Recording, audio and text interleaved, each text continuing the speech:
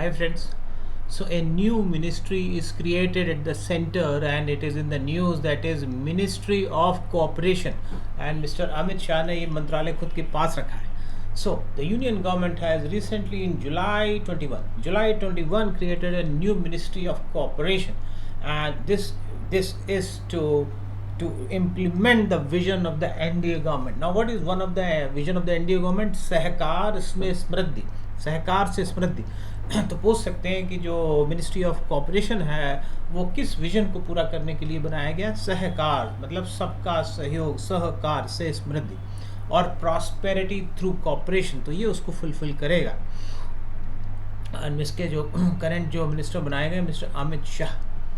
सो now हम समझ सकते हैं कि why new ministry is form. It is form to create prosperity in rural areas, in agriculture sector. सहकार से समृद्धि की प्रॉस्पेरिटी थ्रू कॉपरेशन. तो इससे जो है कॉपरेटिव मूवमेंट को हम बहुत आगे ले जाएंगे देश में, एग्रीकल्चर को हम आगे ले जा सकते हैं. And the vision of our NDA government to double the farmers income by 2022 will be fulfilled. और इससे कम्युनिटी जो बेस्ड डेवलपमेंट है उसको पूरा किया जा सकेगा. और जो people oriented, community oriented schemes हैं जिनमें लोगों का सहयोग लगेगा, उसको हम बेटर फुलफिल इसमें कर सकते हैं. और जो एक और हमारे जो फाइनेंस मिनिस्टर हैं उन्होंने भी कहा था कि government's commitment towards development of multi state cooperative, and she said कि there will be a separate administrative structure for the cooperative.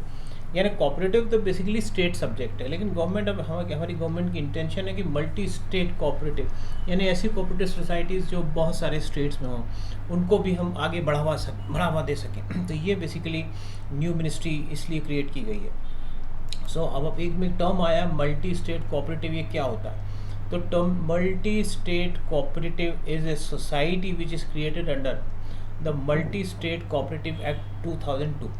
वर्ष 2002 में एक एक्ट पारित हुआ था, उसको बोलते हैं मल्टी स्टेट कोऑपरेटिव सोसाइटीज़ है, जो परमिट करता है कि एक सोसाइटी जो है एक स्टेट से आगे जाके मल्टी स्टेट भी हो सकती है. और इसके तहत, इसी एक्ट के तहत उसको मल्टी स्टेट कोऑपरेटिव एक्ट 2002 के तहत उसको रजिस्टर करना होता है. तो यही उसकी डेफिनेशन है कि एक मल्टी स्टेट जो कोऑपरेटिव सोसाइटी है, दैट मीन्स अ सोसाइटी मतलब assemblage of people which is registered और which is deemed to be registered under MSCS, multi state cooperative act 2002. और इसका it includes a national cooperative society. जो राष्ट्रीय स्तर पर कोऑपरेटिव सोसाइटी होती है वो इसमें इंक्लूड होती हैं. फेडरल कोऑपरेटिव इसके अंदर आती है, और इसका मेन ऑब्जेक्टिव होता है welfare of the people, welfare of its member. और नॉर्मली इसके members more than one states के होते हैं, और इन सोसाइटीज़ की प्रेजेंस भी मोर देन वन स्टेट हो सकती है. But it is not necessary कि अगर कोई society multi state cooperative society है तो बहुत सारे स्टेट, एक से ज़्यादा स्टेट में उसका ऑफिस होना जरूरी नहीं है, लेकिन वो किसी एक स्टेट से भी ऑपरेट कर सकती है. लेकिन उसके जो वो वेलफेयर कर रही है वो उस स्टेट के अलावा दूसरे स्टेट के लोग भी उसमें होना चाहिए. So as long as society serves the interest of members of more than one state, it is deemed to be a multi-state cooperative society.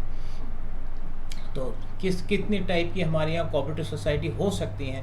There will be producers cooperative society, यानी जो farmers हैं वो कुछ produce करते हैं, उनकी एक cooperative society हो सकती है. या कंज्यूमर्स, जो लोग किसी चीज़ को कंज्यूमर्स कर रहे हैं, उनकी कोऑपरेटिव सोसाइटी हो सकती है. या हम कोई प्रोडक्ट हम बना रहे हैं उसकी मार्केटिंग के लिए, there will be cooperative marketing society. या हाउसिंग से रिलेटेड कोऑपरेटिव हाउसिंग सोसाइटी, या फार्मिंग से रिलेटेड फार्मिंग सोसाइटी. ऐसे बहुत टाइप की कोऑपरेटिव सोसाइटी हो सकती है. कोऑपरेटिव सोसाइटी जो है आपको पता ही है कि प्राइमरी लेवल पर, जो विलेज लेवल पे पैक्स होती है, that is primary agriculture cooperative society, PACS primary agriculture cooperative society. फिर डिस्ट्रिक्ट लेवल पे वो डिस्ट्रिक्ट कोऑपरेटिव बैंक के फॉर्म में हो सकती है. डिस्ट्रिक्ट कोऑपरेटिव बैंक को हम नॉर्मली सेंट्रल कोऑपरेटिव बैंक कहते हैं. फिर स्टेट लेवल पे भी कोऑपरेटिव होती है, जिसको हम स्टेट कोऑपरेटिव सोसाइटी कह सकते हैं. अगर बैंकिंग सेक्टर में है तो हम इसको स्टेट कोऑपरेटिव बैंक कह सकते हैं, एपेक्स बैंक कह सकते हैं. तो बहुत तरीके से हम कोऑपरेटिव सोसाइटी को क्लासीफाई कर सकते हैं. अब नई मिनिस्ट्री क्या करेगी? तो देखिए, cooperative is a state subject. Her state के अपने कोऑपरेटिव मिनिस्ट्री ऑफ या डिपार्टमेंट ऑफ कोऑपरेशन होता है. तो ये जो नई मिनिस्ट्री है, एक ये कॉमन एडमिनिस्ट्रेटिव मशीनरी बनाएगी, सो दैट जो डिफरेंट स्टेट्स हैं उनमें कोऑर्डिनेशन मिल सके. तो इसमें basically administrative policy and legal framework बनाएगी, जिससे हम एक यूनिटी, एक synchronisation as a holistic approach हमारे देश में कोऑपरेटिव गवर्नमेंट बढ़ सके। And it will also promote the ease of doing business and it will really promote multi state cooperative society. तो इस तरह से एक separate administrative legal and policy बनाएगी, लेकिन कहीं ना कहीं होलिस्टिकली होकर चलेगी, और ये पीपल बेस्ड, पीपल सेंट्रिक एक अप्रोच बनाएगी। लेकिन इस स्टेप का बहुत क्रिटिसिज्म भी हो रहा है, और क्रिटिसिज्म बड़ा क्लियर है कि जो कोऑपरेटिव है वो बेसिकली स्टेट लिस्ट का सब्जेक्ट है, तो स्टेट में अपने अपनी व्यवस्था है, स्टेट अपने हिसाब से चलता है। तो why the centre is interfering and why centre is creating a cooperative society at the centre? So people are saying, its critics are saying it is an infringement upon the rights of the state, और center state relationship में it's a hammer by the center towards the state। तो लोग ऐसा भी criticise कर रहे हैं, लेकिन फिर भी दोस्तों अगर सम अप करें so it is a good step, because states में यूनिफॉर्मिटी तो लाना जरूरी ही है। तो दोस्तों इस तरह से आपने एक बहुत ही अच्छा चैप्टर पढ़ा, a new ministry of cooperation is created. लेकिन एक चीज़ मैं और बता दूं कि जब भी कोई नई मिनिस्ट्री क्रिएट होती है तो वो किस तरह से होती है, क्या उसके लिए कॉन्स्टिट्यूशन में कोई अमेंडमेंट होता है, या कोई एक्ट ऑफ पार्लियामेंट पास होना होता है, या जस्ट एक एग्जीक्यूटिव ऑर्डर से वो क्रिएट होती है। तो दोस्तों याद रखिएगा कि जो नई मिनिस्ट्री जो क्रिएट होती है, it can be created by passing an executive order.